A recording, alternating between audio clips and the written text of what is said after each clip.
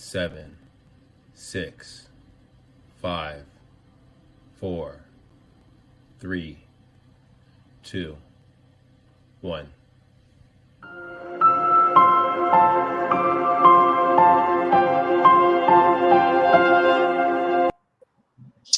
Hi, everyone. My name is Vinnie, and we got over here David Wright coming at you. There you go, David. Yeah, so we're a little behind, but still we got some great information we want to provide. So I thought dive into it. We got a influx of new properties hitting the market, as you kind of see, over the last week.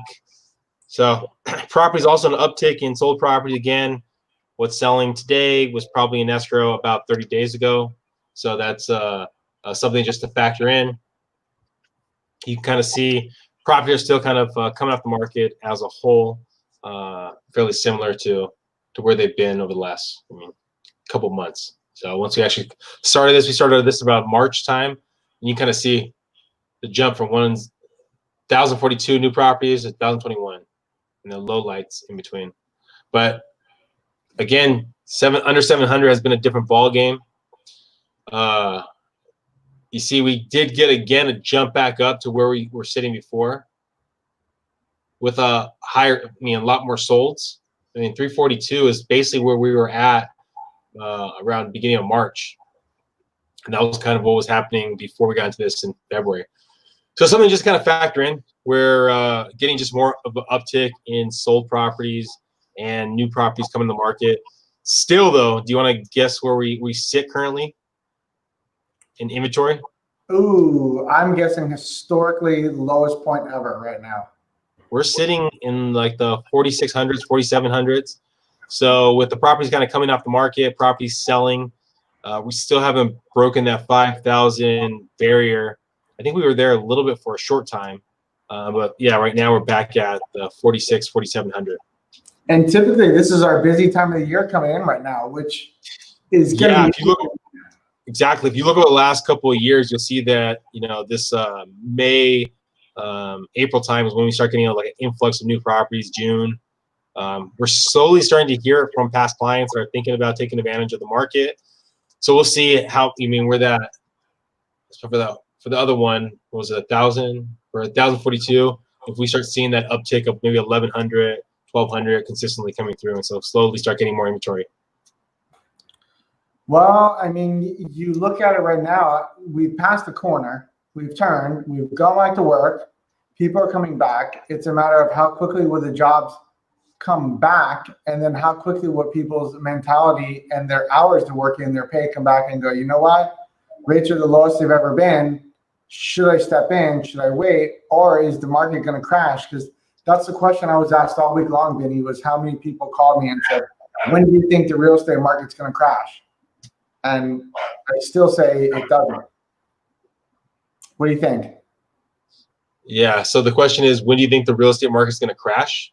Yeah, that's the question I got all week long from clients who kept calling in saying, well, yeah, rates are low, but they're going to get lower. If they go lower than where they are now, we may have zombies in the streets, which is not good. I think it's really difficult for our market to crash with the inventory that we have. As you kind of see from there, we're slowly getting more people interested in buying again, and more properties going on the market. I have a feel. I feel that there's going to be a time when the market's going to drop again. It just seems like that's the inevitable. We always have the ups, we always have the downs. Yet, I don't know if we're going to see the full effects of what's going on here. Probably for the next couple months. And I think they just had Freddie Mac or something like that, or Fannie Mae. They talked about the idea of if you did a forbearance, you can purchase again. Yeah. So if you've been following our market updates that me and Vinny do, at these times, if you go back 10 days from now, Fannie Mae, Freddie Mac, they had a ruling saying if you did forbearance, you're no longer eligible for financing for a year. Well, a week ago, they took that back and they said, as long as you pay it current, you can now get financing and you're still fine. So we're seeing a lot of the rules and regulations loosen up now, as to before they were just constantly getting tighter and tighter, because Nobody knew what's going to happen with employment situations. And now that we're going back to work, they need that money to flow, because where the money flows, you know, health and wellness goes. That's unfortunately just where it goes. And I actually made that on a rhyme right there. I like that. Where health and wellness goes, money flows. Yeah. Where money flows, health and wellness goes. I like it.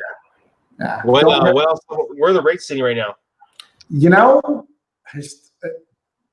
I had someone else ask me today, well, I think I'm going to wait because they're going to get lower. They're at 3% on the 30-year fixed. You can buy it down to like 2.875 for like 0.25%. Wow. I don't know how much lower you think you can go. And that's on just conventional loans. We're not talking about your veterans that get like 2.75 is like just normal for them, for your VA loan. That's normal. You're not going to hear, you know, if me and you sit here 2 years from now, we're talking and we go, hey, remember the days when VA was 2.75? You're going to be like, what the hell? Because that is ridiculously low. How far can you buy it right now? You can't, they won't let you buy it past a certain point. It like floors out at like 2.6. Oh, Because okay. even at these rates, you have to figure it this way. The rates are so low, the lenders, they don't want to lend money because you don't make money when you lend it so low, because you still have an overhead of employees, health insurance, buildings, running the business. They can't stay this low, and the government's artificially buying all the mortgage-backed securities to keep it low. So people out there, if you're thinking about, you know, refinancing or buying a home and you want to brag to all your friends you have the lowest rate in town, now's the time you want to do it. And jumbo paper is coming back too, Vinnie. I know that you're dealing in a lot of luxury properties and your higher end buyers. Well, that money's coming back too now. It's slowly coming back at a turtle. It's at a turtle's pace, but it's coming back. What are FICO? I mean, what FICO score do you have to be at now? Because I know last time we spoke, you were talking about that it had to be in the, what was it, 620 again? So for jumbo loans, we are doing 680, which is kind of unheard of because most lenders will not touch it above 700 or 720. But then for your conventional loans, we're back down at 640. Okay. Which is really good because, you know, when me and you talked 2 weeks ago, we were at 680. Where do you think the rates? I mean, I know the rates aren't here lower, but where do you see basically rates going over the near future? I will tell you, I think when the economy turns more, I think rates will go up 0.25%, but that's about it.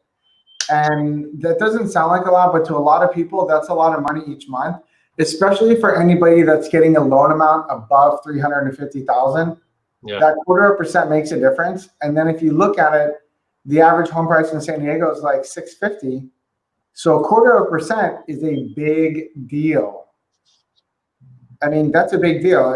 If you went to someone and you said, hey, the payment's $3,100, and then the rate goes up 0.25%, and now it's, you know, $3,250, that's $150 more. That's a lot.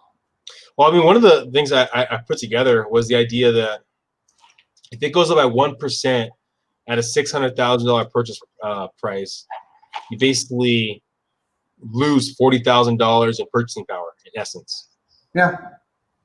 You know what I mean? So when you break it down as bold numbers like that, you're just like, wow, that's a big. So even at a losing, let's say $10,000 in purchasing power, I mean, that's a lot of money right there.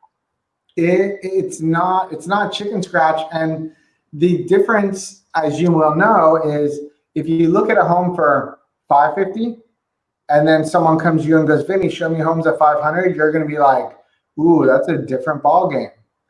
That's a big difference. Like, so looking at what you can get right now at, let's say 3%, 3.25%, 3.375 is massively different than what you would have got 5 months ago when you thought 3.75 was a really good deal. Yeah. Isn't that amazing how that's changed, like literally in like 2 months? Yeah. I mean, if anyone's listening right now is getting enticed by what they can qualify for, thinking about, okay, well, maybe I want to look into purchasing, that brings us to the next topic. Tomorrow we do have our first-time homebuyer seminar. follow us. We're going to have it tomorrow at 10 o'clock. We're going to have it on these platforms you're currently watching this on. So feel free to watch us. We do investor seminars in the future, so reach out to us on that too. Any last words? You know, be safe, be strong, be positive. Corners turn, people. Focus on the good. Let the negative go and let the good vibes flow. There we go. All right. Thanks, guys. Till tomorrow. Bye.